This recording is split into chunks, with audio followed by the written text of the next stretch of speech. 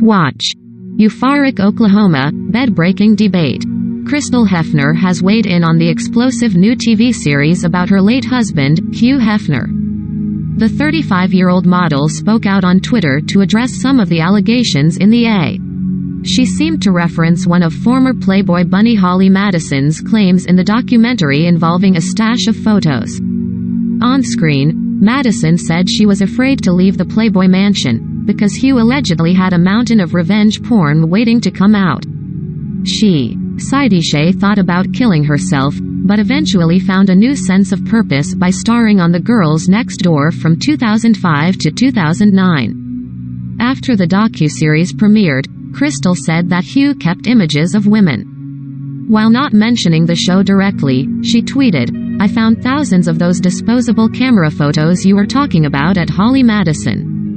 Crystal, who has also spoken out about feeling like the mansion was akin to a prison, said that she got rid of Hugh's stash. "I immediately ripped them up and destroyed every single one of them for you and the countless other women in them," she shared. "They're gone." Holly responded to her co-star with a simple thank you.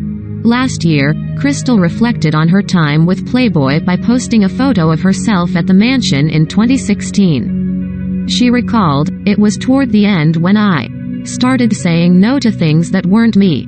Hair got more natural, implants came out. No more fake tan or life. I was still sick physically and mentally, but on the road to recovery. This week, the A. lived in the house, pressured women into getting plastic surgery and was allegedly involved in trafficking drugs."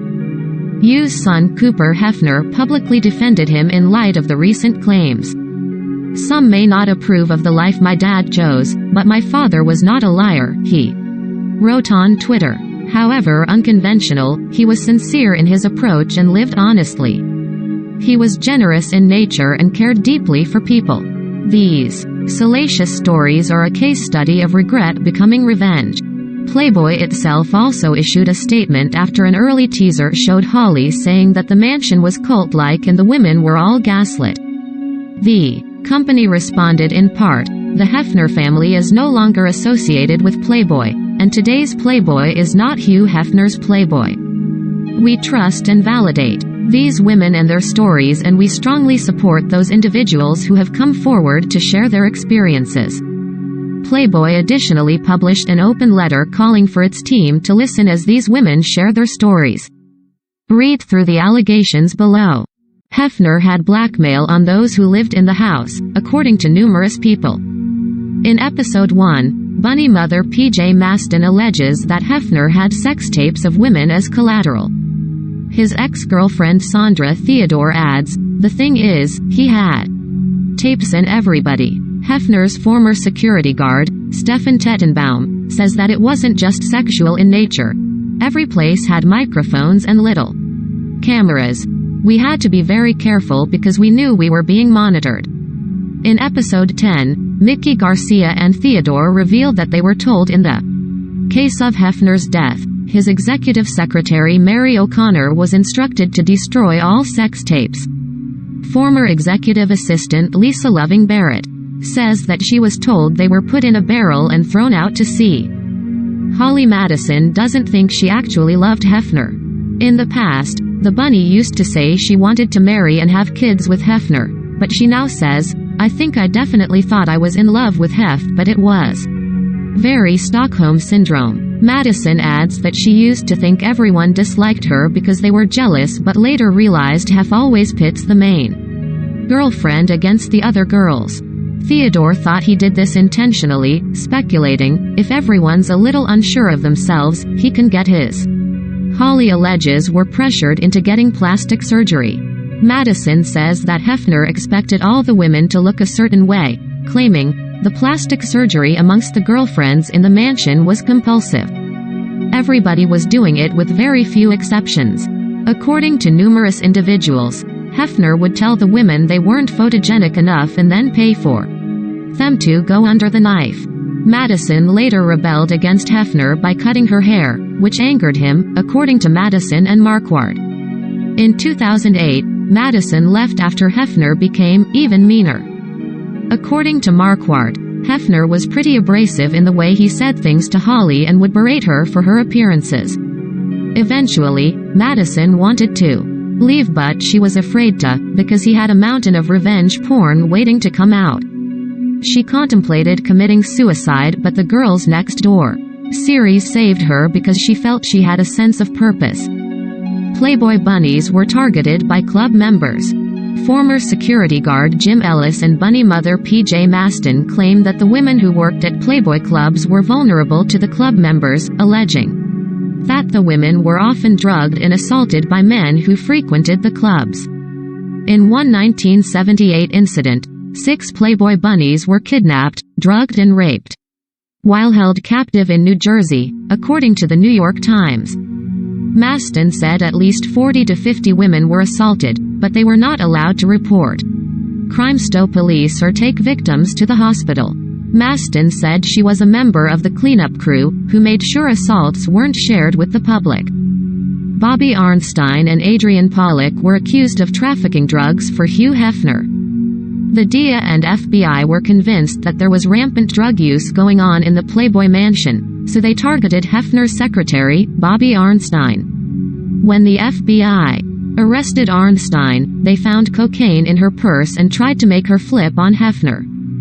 Playmate Adrian Pollack had previously died of a drug overdose, but the authorities reopened the case after rumors surfaced that she and Arnstein were supplying drugs to the bunnies. According to the New York Times, Hefner said that the FBI was on a witch hunt and there is no truth to the rumors. Arnstein later committed suicide in January 1975, at which point the FBI's case went cold. Now, Hefner's ex Sandra Theodore claims that she was a drug mule for Hefner, saying in episode 4, "Luckily, I had angels watching over me and I never got caught." Hefner's sexual desires were fleeting and he always had to find something naughtier, according to Theodore. The ex-girlfriend claims that their sex lives became increasingly wild and she once walked in on him having sex with their dog. "I couldn't believe what I was seeing," she says, adding that she never left him alone with their dog again. P.J. Maston alleges that they made porn star Linda Lovelace perform oral sex on a German Shepherd, which Theodore was also present for.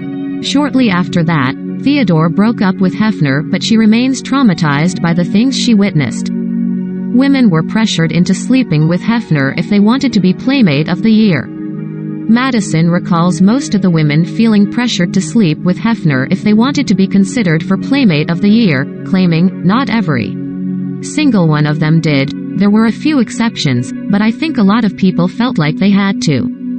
Hefner allegedly pimped bunnies out to VIPs who drugged them, the latter of which Mickey Garcia testified about in front of Congress. According to Playboy Donna Spear, it was commonplace for the women to be hired to entertain the high rollers during events, claiming, "It was like they were pimping us out."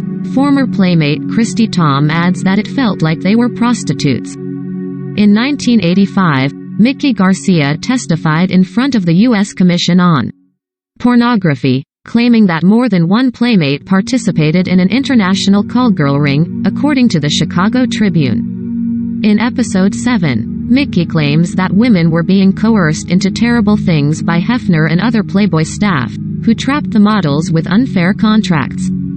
Holly Madison, Paige Young and more claim Hugh Hefner was aware of assaults against Playmates.